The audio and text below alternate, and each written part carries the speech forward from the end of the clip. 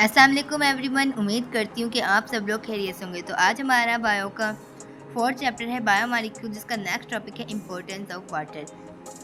पानी का इस्तेमाल रोज़मर्रा ज़िंदगी में भी होता है, खाना पीना वगैरह वगैरह। An oxide of hydrogen water has the chemical formula H2O। Water का फार्मूला है हमारे पास केमिकल H2O।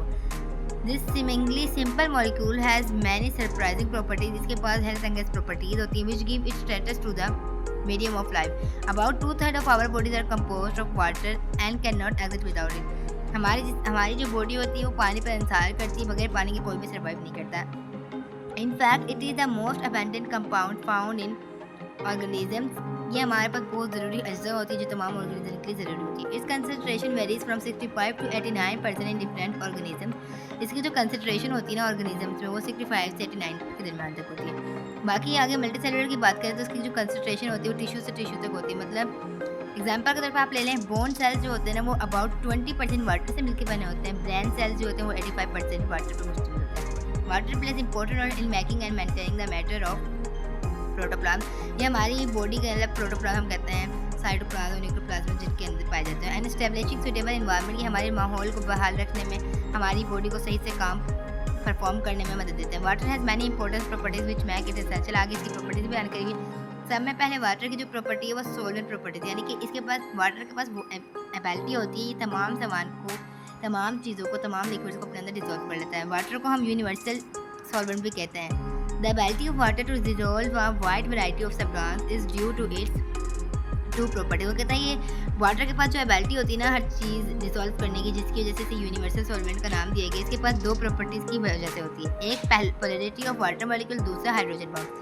पोलैरिटी यानी कि आपको पता है वाटर मॉलिक्यूल हमारे पास पोलर होते हैं, और हाइड्रोजन बाउंड्स वाटर के अंदर तो हाइड्रोजन बाउंड्स ही पाया जाता है। आगे है the water molecule has distinct ends. वो कहता है वाटर के पास ना मुख्तलिफ एंड्स होते हैं, and with a partial charge, इनके एंड्स पे चार्ज होते हैं। Hydrogen is partially positive and oxygen atom is partially negative होता है। उसने हमें कहा कि हाइड्रोजन जो होता है वो पॉजिटिव होता है और ऑक्सीजन नेगेटिव होता है। Such molecules are called polar molecules. इन मॉलिक्यूल्स को हम पोलर मॉलिक्यूल्स कहते हैं। Partial negative charge at one end of a water molecules are attracted to partial positive of another water molecule. मतलब हमने क्या करना है, हमें वाटर के दो मॉलिक्यूल्स लेना है, एक का पॉजिटिव एंड लेना है और दूसरे का नेगेटिव एंड लेना है, और इनको आपस में जब अट्रैक्शन होगी तो इसको हम हाइड्रोजन बाउंड कहते हैं। Water form the network of such bonds, many of properties of water are due to hydrogen bonds. वो कहता है वाटर के पास जितनी प्रॉपर्टीज, मतलब कुछ प्रॉपर्टीज ऐसी हैं जो हाइड्रोजन बाउंड्स की वजह से बनती हैं। आगे कहता है due to the polar nature of water molecules, इसकी पोलर नेचर की वजह से they gather around any other molecule that has an electrical charge. ये दूसरे मॉलिक्यूल्स जो होते हैं उनके पास अट्रैक्ट हो जाता है क्योंकि इसके पास इलेक्ट्रिकल चार्ज है, whether in the form of full charge ions और partial charge polar molecule. For example when sodium chloride, आपको पता है सोडियम क्लोराइड NaCl हमारे पास साल्ट होता है, इस प्लेस इन वाटर, जब हम उसे पानी में डालते हैं in breaks into positive and negative ions. अब हमारे पास जो NaCl होता है ना वो आयंस में टूट जाता है, एक Na+ हो जाता है और Cl-। जो हमारे पास अब एक इलेक्ट्रॉन जो डोनेट करता है ना उसके ऊपर आ जाता है पॉजिटिव चार्ज, जो अब एक्सेप्ट करता है उसके ऊपर आ जाता है negative charge. These ions are surrounded by opposite polar ends of water molecules. देखें मैंने आपको बताया था कि जो वाटर होता है हाइड्रोजन के पास पॉजिटिव और ऑक्सीजन के पास नेगेटिव, यानी कि Na के पास यहाँ पे हमारे पास ऑक्सीजन होंगे, वो इसलिए क्योंकि इसके पास पॉजिटिव और ऑक्सीजन नेगेटिव, और Cl के पास हाइड्रोजन होंगे। आगे हमारे पास कहता है सिमिलरली बना glucose is present in water. जब हम ग्लूकोज को पानी में डालते हैं molecules of water form hydrogen bound with polar hydroxyl groups of glucose molecules. वो कहता है कि ये बाउंड बनाते हैं पोलर हाइड्रोक्सिल ग्रुप के साथ। In this way glucose dissolve in water, इसी वजह बना पर ग्लूकोज पानी में डिजॉल्व हो जाता है। इट मीन दैट चार्ज और polar molecules are soluble in water in the solution of ions and molecules can react with each other easily. So water provides the medium for chemical reaction metabolism of cells. Metabolism हम reaction को ही कहते हैं। आगे आपको यहाँ पे glucose की diagram बता रखी है आगे है। So charge of polar molecules are soluble in water. In the state of solution ions and molecules can react with each other easily. So water provides the medium for metabolism chemical reaction in cells. कहता है कि water ना हमें मदद देता है, क्या हमें प्रोवाइड करता है, वो कहता है कि सेल के अंदर जितने भी रिएक्शन होते हैं वो वाटर की वजह से होते हैं। आगे है हाइड्रोफोबिक एक्रिएंट। नॉन पोलर और uncharged molecules are insoluble in water. हमारे पास जो नॉन पोलर और अनचार्ज होते हैं ना मॉलिक्यूल्स वो वाटर में सॉल्युबल नहीं होते because water molecule do not make hydrogen bounds with क्योंकि हमने कहा था कि जो हाइड्रोजन बॉन्ड होता है ना वाटर के साथ, वो इलेक्ट्रोनेगेटिव्स के साथ होता है, पोलर में होता है। When they are placed in water, water molecules move them out. The insoluble molecules make hydrophobic association. Hydrophobic का मतलब ये होता है कि वो पानी में सॉल्युबल नहीं हो सकते। जैसे कि आप एग्जांपल के तौर पर ऑयल ले सकते हैं। For example, lipids molecules are insoluble in water. When they are excluded from water, they make strong association among themselves. जब उन्हें हम पानी में डालते हैं ना, तो वो आपस में ही इकट्ठे हो जाते हैं, टुगेदर हो जाते हैं। Therefore, lipids help to maintain membranes of cells। यहाँ पे आप देख सकते हैं, अगर आप सरसों का तेल तो हर जगह पाया जाता है, आप पानी में उसे डालेंगे तो आप देखेंगे कि वो भी इसी शक्ल में हो जाएगा, कोलेस्ट्रॉल खुद बना लेगा। आगे हमारे पास वाटर की अगली प्रॉपर्टी है हीट कैपेसिटी। कैपेसिटी हम कहते हैं किसी भी चीज़ की काबिलियत को, यानी कि किसी भी चीज़ की हीट को स्टोर करने की काबिलियत, मतलब वो कितनी हीट बर्दाश्त करता है, उसको हम हीट कैपेसिटी कहते हैं। Specific heat capacity define the number of calories amount of heat required to raise the temperature of 1 gram of substance from 15 degree centigrade to 16 degree centigrade. Water has a high specific, ये बात हम सबको पता है कि water में hydrogen bound होता है, इस वजह से इसकी हीट कैपेसिटी भी ज़्यादा होती है। कितनी होती है? 4.184 जूल्स होती है। It mean that water has greater ability to absorb and releasing heat with minimum change in its own temperature. Most of the heat energy absorbed by water is used to break hydrogen bonds between its molecules। अब ये heat energy को absorb क्यों करता है? ये अपने hydrogen bond को break करने के लिए ही करता है। Due to this breakage of hydrogen bonds, individual water molecules start moving more freely and temperature of water rises. देखिए, जब हम टेम्परेचर बढ़ाएंगे तो हाइड्रोजन बॉन्ड टूट जाएगा। हाइड्रोजन बॉन्ड जब टूट जाएगा तो वाटर को मूविंग करने में जल्दी होगी। Due to high specific heat capacity, water heats up more slowly. इसकी हाई कैपेसिटी होती है, इस वजह से ना वाटर बहुत देर से बॉयल होता है। Similarly when it is given a cooler environment, जब हम उसे कूलर इन्वायरमेंट उसे ठंडा करने के लिए किसी भी इन्वायरमेंट रखें तो वो ठंडा भी आहिस्ता आहिस्ता होता है, क्योंकि उसके अंदर हीट कैपेसिटी करने की ज़्यादा होती है।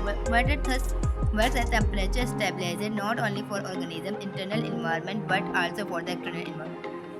वो कहता है कि जो वाटर होता है ना, ये टेम्परेचर को स्टेबलाइजर करने में मदद देता है, ना सिर्फ ऑर्गेनिज्म के लिए, इंटरनल इन्वायरमेंट के लिए, बल्कि एक्सटर्नल इन्वायरमेंट के लिए भी। अगर आप देखेंगे आपको गर्मी लगे तो आप जाकर मुँह धो जाते हैं, फिर आपको ठंडक महसूस होती है, वो इसी वजह से लगती है क्योंकि इसकी हीट कैपेसिटी ज़्यादा होती है वाटर की।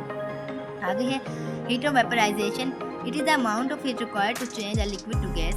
वेपर्स हम वेपराइजेशन कहते हैं, मतलब हम किसी भी चीज़ को लिक्विड से गैस में तब्दील करना। लिक्विड में मतलब वाटर वगैरह आ जाते हैं। Water has high heat of vaporisation, so it absorb much heat while changing from liquid state to gas. अब सिंपल सी बात है, जब वो इतनी सारी हीट बर्दाश्त कर सकता है तो वो उसके अंदर तो कोई चेंजिंग ही नहीं आएगी जब तक हम बर्दाश्त करने वाली हीट से ज़्यादा हीट ना दें। तो इसलिए हीट ऑफ वेपराइजेशन भी वाटर के समय ज़्यादा होती है। कितनी होती है? 574 calories kilogram, which means a considerable amount of heat energy 570 kilocalories is required to change 1 kilogram of liquid water into vapor. Due to this property, Earth's temperature is kept moderate. It also provides cooling effects to plants and animals when they transpire and perspire. So, transpire हम कहते हैं पानी का निकलना कहाँ से? पौधों में। perspire और sweat हम कहते हैं पसीने को। Every gram of water that evaporates from plants or animal body surface removes 574 calories of heat from the body। Simple से बात है, इसके अंदर हाइड्रोजन बॉन्ड पाया जाता है, फिर इसकी हाई हीट कैपेसिटी ज़्यादा होती है, इसलिए इसकी हीट ऑफ वेपराइजेशन भी ज़्यादा होती है। आगे है cohesion. Hydrogen bonds among water molecules enable them to stick together. Hydrogen bonds water molecules के दरमियान होती है जिन्हें स्टिक टुगेदर करके लगती है। This type of attraction between same type of molecule is called cohesion. वो कहता है सेम मॉलिक्यूल्स के दरमियान जो अट्रैक्शन पाई जाती है उसे हम कोहेजन कहते हैं। Inside water molecules having high cohesion, सबसे ज़्यादा हाइड्रोजन बॉन्डिंग है तो मॉलिक्यूल आपस में ज़्यादा अटैच्ड होंगे। The cohesion of water is important for living world. Plants depend on cohesion among water molecules for the transport of water and nutrients from root to leaf। तो कहते हैं कि ये प्लांट्स भी इस पर डिपेंड करते हैं कोहेजन पे। किसके लिए करते हैं? ये पानी को ट्रांसपोर्ट करवाने के लिए, न्यूट्रिएंट्स को रूट से लीफ में जाने के लिए। The evaporation of water from a leaf exerts a pulling force on water within a xylem vessels of the leaf. Because of this cohesion, the force is relied through the xylem vessels all the way down to roots. As a result, water rises against the force of gravity। अगर आप देखें तो water के ऊपर ये जो mosquitoes वगैरह होते हैं ये कैसे सेलेक्ट कर सकते हैं? तो वो इसी कोहेजन की वजह से ही करते हैं। यहाँ पर वो यही बात बता रहा है कि जो इंसेक्ट्स वगैरह होते हैं वो वाटर पर कैसे करते हैं। आयनाइजेशन ऑफ वाटर की बात करें, मतलब वाटर आयनाइजेशन हम कहते हैं मतलब मॉलिक्यूल्स को आयन में तोड़ना। When the covalent bonds among the atoms of water molecules break, water is ionized to form hydrogen ions and hydroxyl ions. At normal condition, this reaction is reversible and equilibrium is maintained. At room temperature 25 centigrade, in a liter of water, one molecule out of each 55 million is ionized, and thus concentration of each of H and OH in pure water remains at ये pH तो आपने पढ़ी होगी कि 10-7, तो यानी कि water हमारे पास न्यूट्रल होता है, इसके अंदर कोई पीएच या रिएक्शन नहीं होता। H and OH ions take part in many chemical reactions as cells, e.g. Hydrolysis of macromolecules relative. आपने देखा था कि हमने हाइड्रोलाइसिस ऑफ मैक्रोमोलेक्यूल्स को कैसे ब्रेक डाउन किया था, हमने इनको एडिशन किया था, यानी कि इनकी एडिशन की थी, तब जाके हमारे पास हाइड्रोलाइसिस हुआ था। Relative concentration of H and OH ions determine the acidity and alkalinity of medium. आपने पढ़ा था H और OH के बारे में, फिर इसकी कंसंट्रेशन आपको भी पता चला कि वाटर 10-7 होता है, तो यानी कि ये न्यूट्रल होता है। PH of medium, the pH affects biochemical reaction enzyme work best at specific pH. Enzyme हमारे पास जो होता है वो बहुत ज़्यादा अच्छी होते हैं स्पेसिफिक पीएच को करने के लिए। आप वाटर मॉलिक्यूल को देखें तो HOH होता है। अब हम यहाँ से ना OH को अलग कर देते हैं और H को अलग कर देते हैं, ये हमारे पास हाइड्रोक्साइड आयन और ये हाइड्रोजन आयन है। लास्ट प्रॉपर्टी है हमारे पास वाटर की, maximum density at 4 degree centigrade. Water exhibits its maximum density. Water के अंदर डेंसिटी ज़्यादा होती है, density decreases when the temperature lowers. इसकी डेंसिटी कम हो जाती है जब इसका टेम्परेचर कम हो जाता है। It is because of the hydrogen bond which keep water molecules relatively of part part. वो कहता है ये हाइड्रोजन बॉन्ड की वजह से होता है। When temperature fall to 0 centigrade water freeze but the resulting ice is less dense than liquid water. वो कहता है जब हम टेम्परेचर 0 डिग्री सेंटीग्रेड करें तो हमारी आइस बन जाती है, लेकिन उसकी जो डेंसिटी होती है वो वाटर से कम होती है। इस यही वजह होती है कि हमारे पास जो आइस होती है ना वो वाटर में फ्लोट यानी कि पानी पे तैर सकती है। Because at this temperature hydrogen bonding keeps water molecules further apart than in liquid. In rivers, streams or lakes, ice is formed on the surface water due to falling temperature. As ice is less dense than water, it floats on surface. It acts as an insulator and does not allow heat to escape from the water beneath it.